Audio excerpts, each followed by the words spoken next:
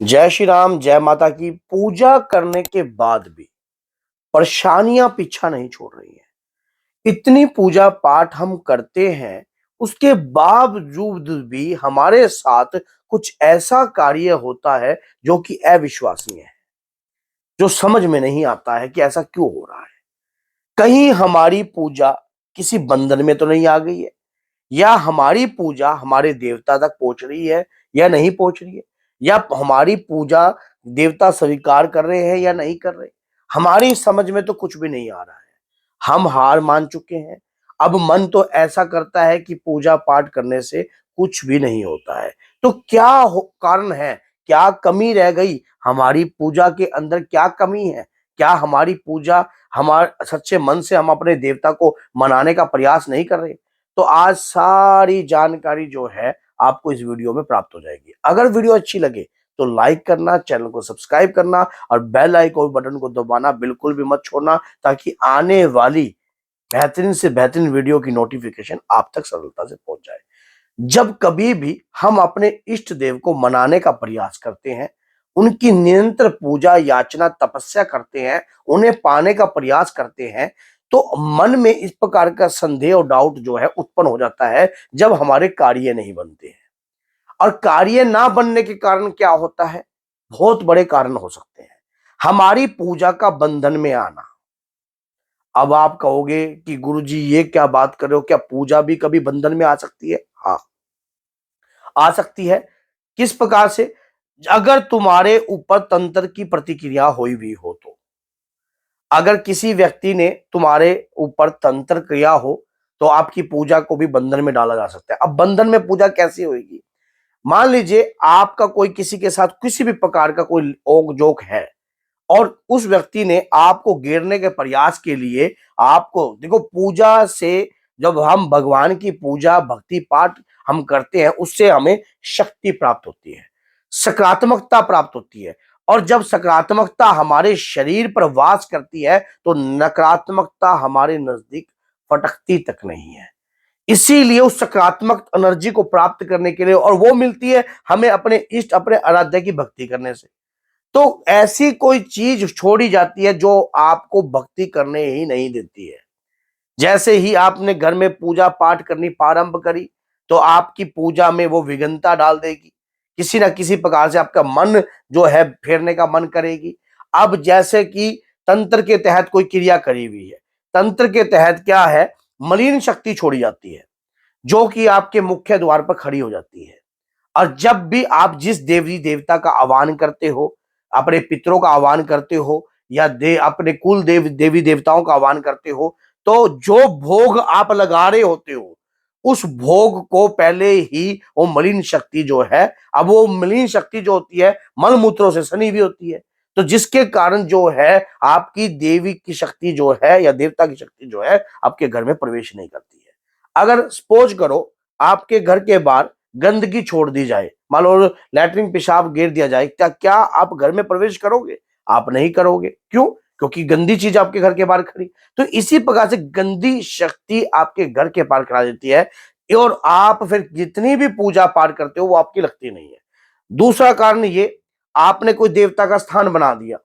मान लीजिए आपने अपने खेत में कहीं भी अपने देवता का स्थान बना दिया, उस स्थान पर आपने देवता को पूज रहे हो। आप अपने कोई ऊत पितर है या कोई देव पितर है या कोई भी जिस देवता को आप पूज रहे हो वहां पे, अब देवता के स्वरूप में बैठकर वहां पर मलिन शक्ति बैठ गई है। अब आप जितनी भी पूजा वहां पर करोगे, उतना ही आपको आप तंग होने लग जाओगे, आप परेशान होने लग जाओगे। आपकी पूजा जो है देवता तक जाने ही लगेगी नहीं। क्यों? क्योंकि जितनी आप पूजा कर रहे हो मलिन शक्ति बढ़ती जा रही है, और वो आपकी पूजा को स्वीकार ही नहीं होने देती है। और कहीं ना कहीं जो है आपके पितृ मलिनता में रहते हैं, फिर आप कोई अंधाना काटते हो, कुछ भी कार्यक्रम करते हो, वो आपके देवता तक पहुंचता ही नहीं। तो ये तो है कुछ मुख्य कारण। अब कुछ कारण ऐसा भी होता है कि जब हम देवी देवताओं पर हम अपनी पूजा याचना तपस्या करते हैं, तो हमारे कुछ मलिन भी हमारे कर्म होते हैं, और कर्मों के कारण ही हमें ये चीजें भोगनी पड़ती हैं। और जब हमारे कर्म खराब होते हैं, तब हम कितना भी प्रयास करें वो कार्य जो है शीघ्रता से बनता नहीं है। और ये कारण भी हो सकता है कि जब हम पूजा पाठ करते हैं, हमारे पिछले जो कर्म, जो पाप हैं, बड़ी तेजी से आकर पुण्य के दौरान वो कन्वर्ट होने लग जाते हैं, बड़ी तेजी से। जब आप कोई अच्छा सत्कर्म कार्य करने लग जाते हो, या कोई भजन कीर्तन या कोई भी पूजा याचना तपस्या करते हो, तो आपके जितने भी जो पापिक रूप के कर्म होते हैं, वो अपने आप ही जो है फिल्टर होने स्टार्ट हो जाते हैं, जिसके कारण भी आपका जो है लाइफ के अंदर डिस्टरबेंस बनी रहती है।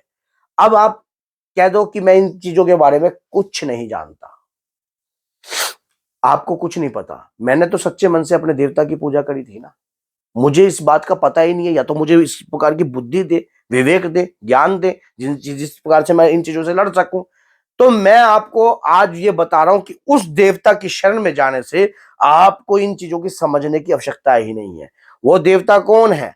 हनुमान जी के पंचमुखी रूप की कृपा।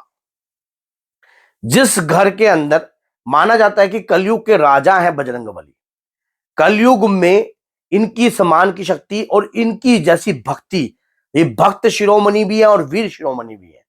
अगर हनुमान जी के पंचमुखी रूप की आप पूजा करना प्रारंभ कर दो, तो आपके घर में नकारात्मकता तो कोसों दूर रहेगी, और कोई गंदी शक्ति आपके नजदीक फटकने की इच्छा भी प्रकट नहीं करेगी। क्योंकि हनुमान जी के पंचमुखी स्वरूप में आपने देखा होगा कि वो किस किस प्रकार के स्वरूप जो है उसमें दर्शाए गए हैं। हर गंदी शक्ति का भी भक्षण कर देते हैं देव।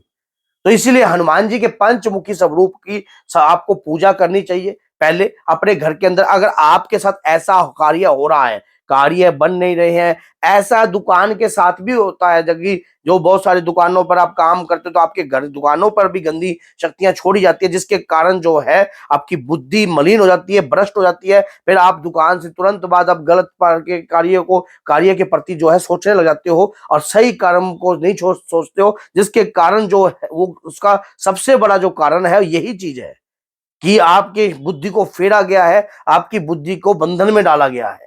तो आपके साथ भी अगर ऐसी प्रकार की कार्य होते हैं, तो आपको हनुमान जी के पंचमुखी रूप का धारण करिए। हनुमान पंचमुखी रक्षा कवच का पाठ करना प्रारंभ कर दीजिए। हनुमान पंचमुखी रक्षा कवच का पाठ अगर आप नित्य एक पाठ नित्य करते हो रोजाना, और पीले रंग की सरसों अपने ऊपर से 7 बार वार कर भीमसेन कपूर के साथ रखकर प्रज्वलित कर देते हो, तो आपकी पूजा को कोई मलिन नहीं कर पाएगा, आपकी भक्ति को कोई चुरा नहीं पाएगा, और आपकी आपकी कोई भी नेगेटिविटी आपको छू नहीं पाएगी, क्योंकि आप हनुमान जी के पंचमुखी रक्षा कवच का पाठ जो है नित्य कर रहे हो। और सीताराम की माला लगाकर करना अनिवार्य है।